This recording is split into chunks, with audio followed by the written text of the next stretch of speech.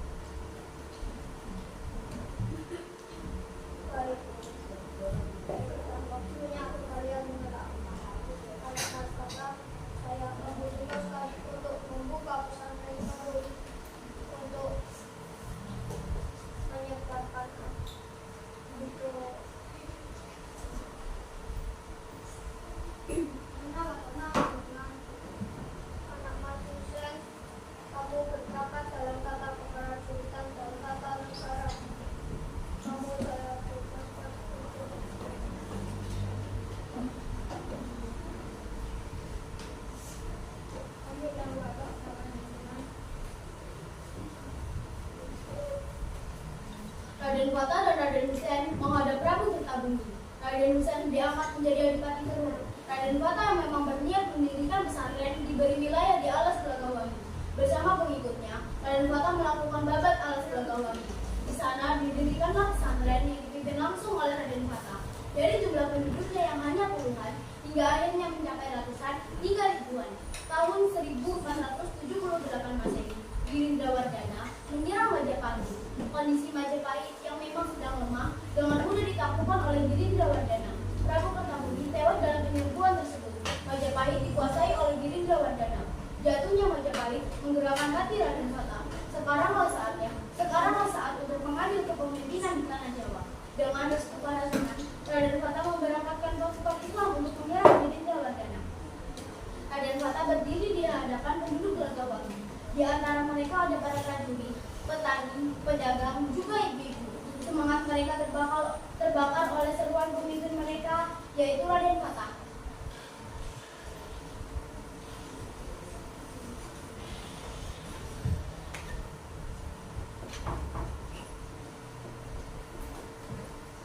Wahai segenap penduduk Belagawangi, Majapahit telah jatuh di tangan Girindrawardhana. Ayahanda Prabu Kertabudi telah mangkat.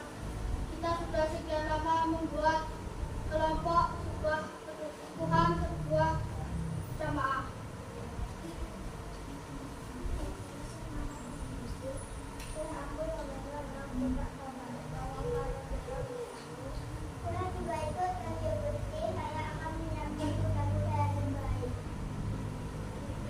Yang berangkat Allahu Akbar, Allahu Akbar, Allahu Akbar. Pariem dan Pariem bersama ibu-ibu yang lain berjalan di belakang. Mereka ikut rombongan perang.